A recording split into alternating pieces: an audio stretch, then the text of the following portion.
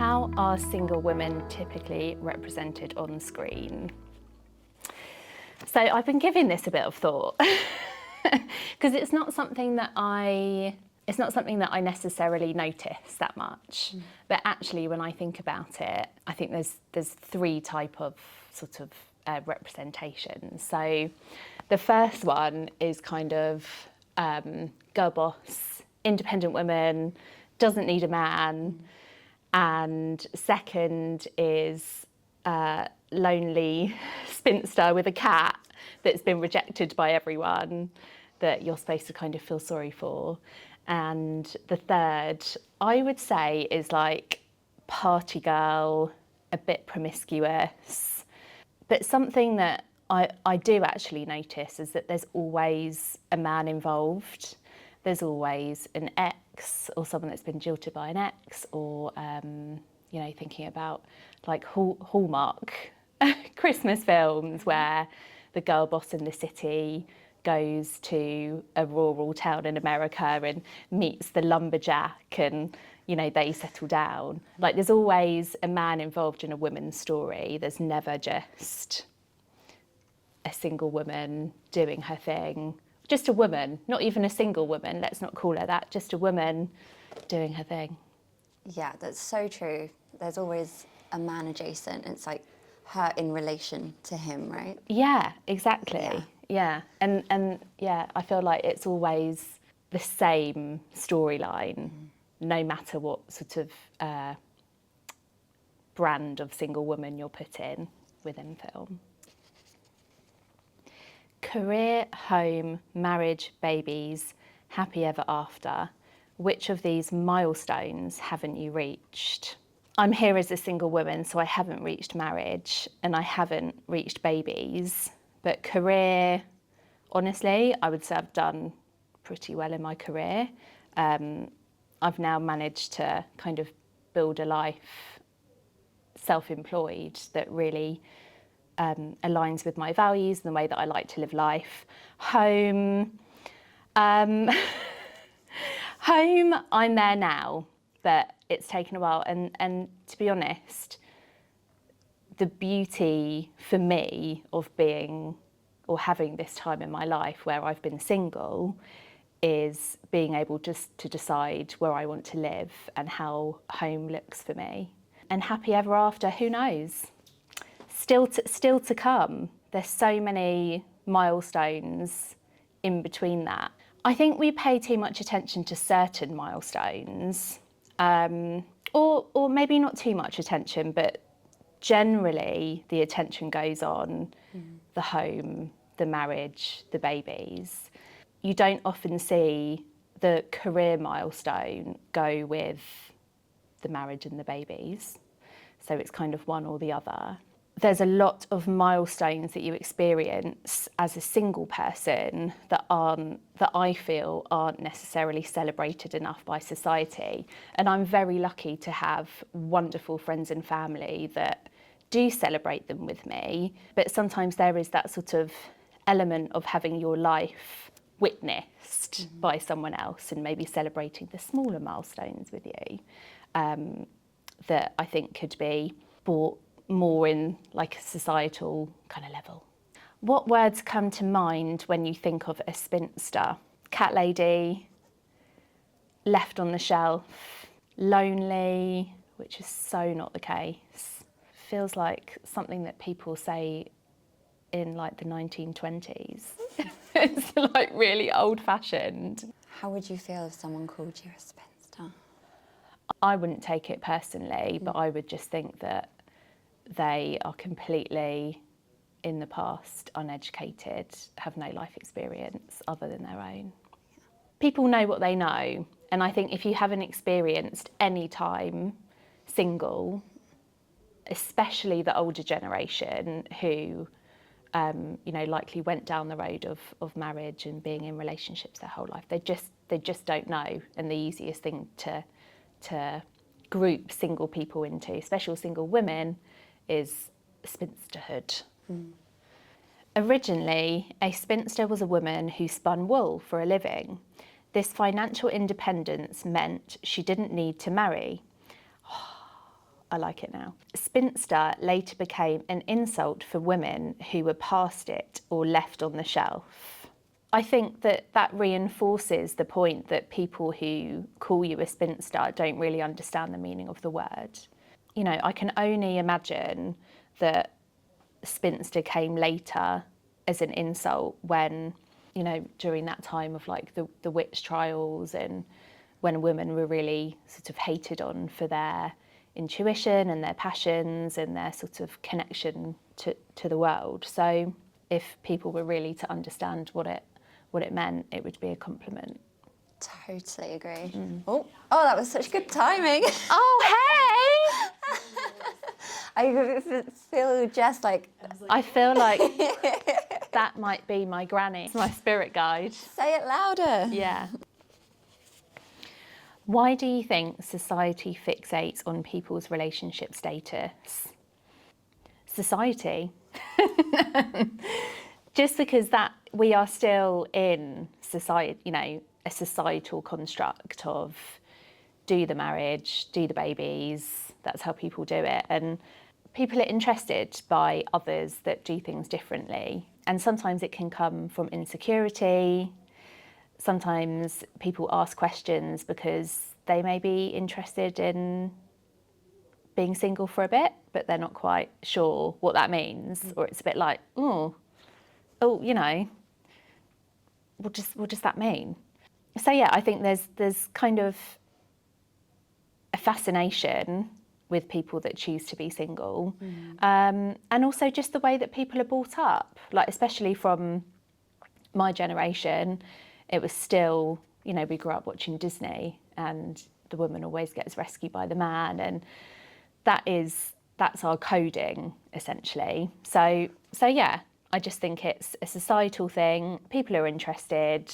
Have you ever felt like you're providing the stories? Well, no, because I'm not dating, so I don't have any stories.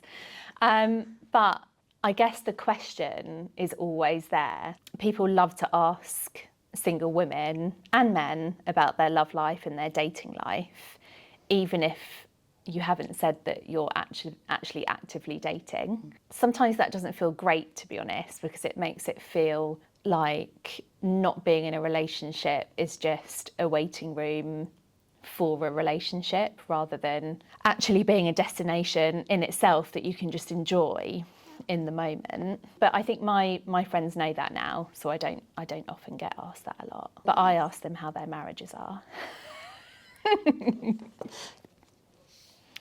Being single is a privilege previous generations of women couldn't choose. What do you love about it?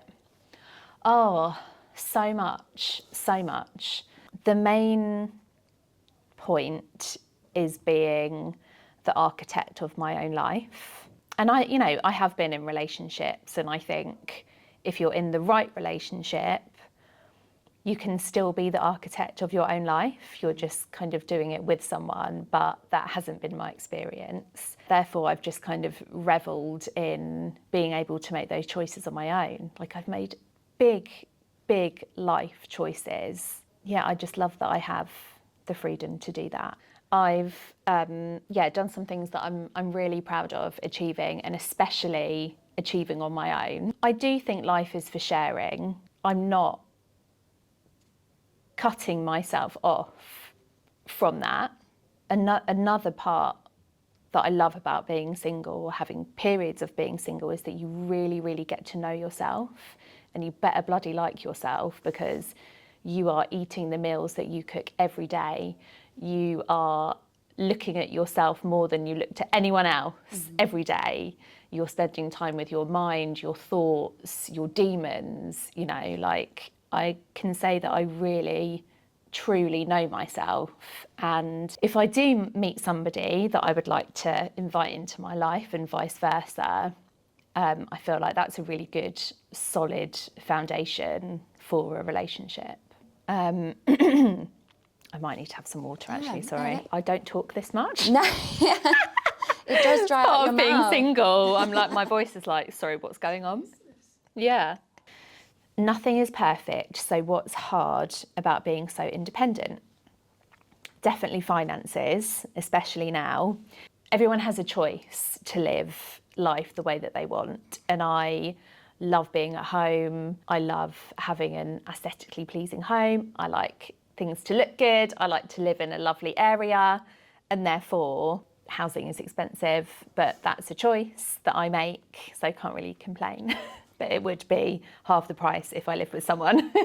Bills are expensive, like the single tax in general. Holidays, you know, you don't get any discount off a hotel room if you're just there on your own. There is apparently someone bringing out something called a singles card. Yeah. That's all I know about it. Very top line. But yeah, you can like use it to get discounts of different places. It's genius. Yeah, isn't it? Another thing that's, I guess, a little bit deep is having a witness to your life. And like I've, said before, I'm very lucky to have lovely friends and family that celebrate the bigger milestones. But sometimes it would just be really nice to be like, to share, just to have that witness to your life and to share things with. Yeah. Because even though I've made some really big decisions on my own, it can be challenging. It's a lot of emotional work, isn't it? Yeah, to bear the full load of. So yeah, you come up very strong, don't you? Yeah, you do, Single. and just like really, really good at taking risks. Pick one, the perfect partner or your best friend. Oh, that is such a good one. Can I not have one without the other? No. So I'm either picking the perfect partner or my best friend. I don't want to say the one that I want to say. Be honest, Suze. Everyone else has. For this stage in life, the perfect partner. For previous stages in life and probably future stages in life, best friend. Yeah. But where I am now, what is the perfect partner though, right?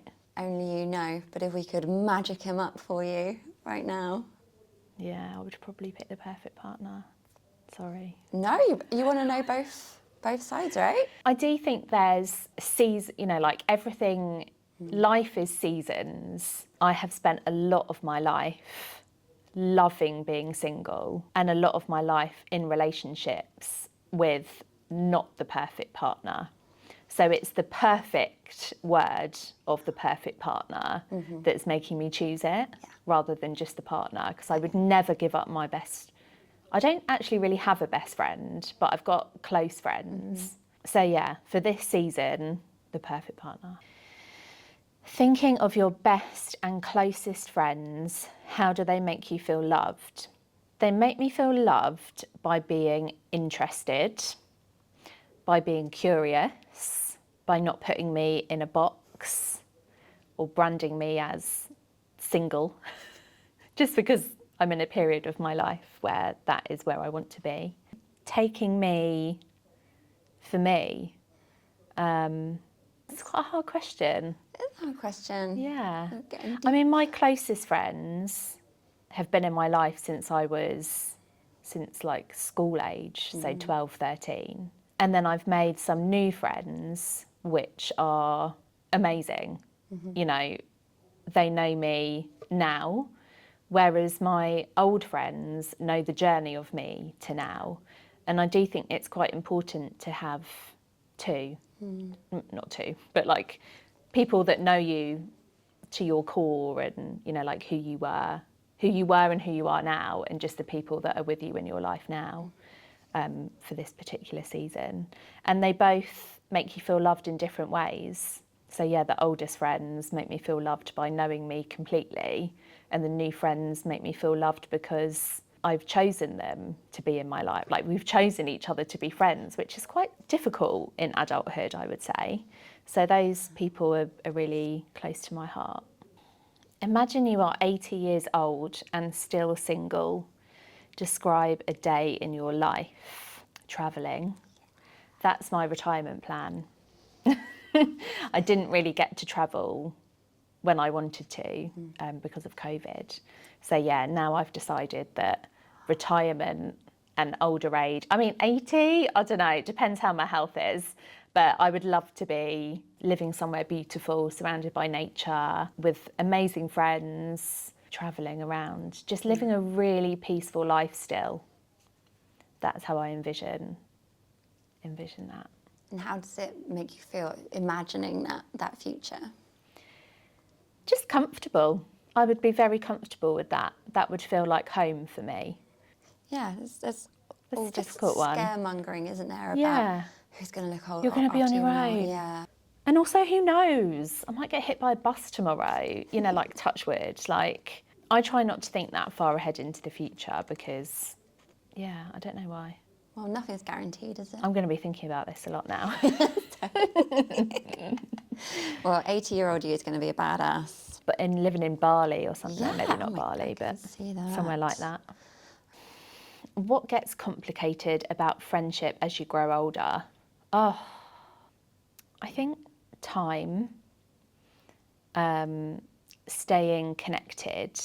In my context, I've always, you know, had a group of girls that I've been friends with, and we've all kind of done our own thing. Navigating friendship when you're also navigating your own life individually can be quite challenging. I mean, I don't want to say it, but there's the whole thing of like when your friends get married and they start having babies, and then there's always like a mix of people that are doing that and a mix of people that are just starting relationships, and then other people are single, and a sort of a period of time where you kind of feel like you're drifting away a bit. But I just think if it's a real friendship, then you'll kind of come back together and it will feel like you've seen each other the whole time.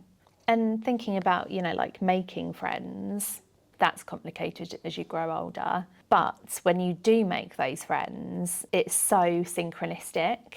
I think you naturally invite people into your life that are in the same season, but it can be complicated to find those people unless you really, really make the effort to. What would you say? Oh my God, I can't do this one. Stop drinking earlier than you did. What would you say to your 18-year-old self to inspire them for the future? I would say think about what you really want. In my case, I feel like I very blindly went through life from that age, and all of a sudden got to like 30, early 30s, and was like, oh my God, what do I actually, what is my purpose here? Or what do I want to achieve? Where do I want to live?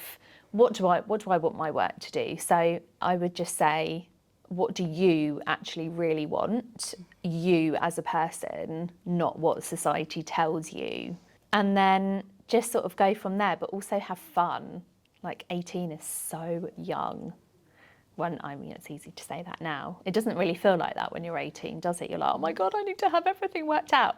I even remember at 25, I posted something on like Facebook that was like, it's totally fine not to have your shit together at 25. And now I'm like, was she all right? So yeah, just have fun, but work out what you want to do that feels true to you and your values. Is there anything else you would like people to know about single women? We're fine.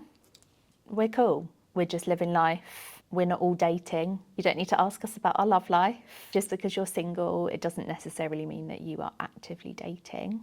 I am not lonely. Just because you're alone doesn't mean that you're lonely. And just because you're lonely doesn't mean that you're alone. Please ask us about anything other than our love life. There's so many more interesting things happening in my life than that right now. We're not going to try and steal your boyfriend or your husband. We don't care. We know ourselves so well from being a single woman that we would only really want to be with someone that is truly available and out of choice. Out of wanting to be with someone rather than need to be with someone. If I had to pick one thing, it would be, please ask us about anything else other than our love life. Amen. Oh, looks like this one's a feminist. Oh, calm down, it's fine, alright. Bye, I know people just like you.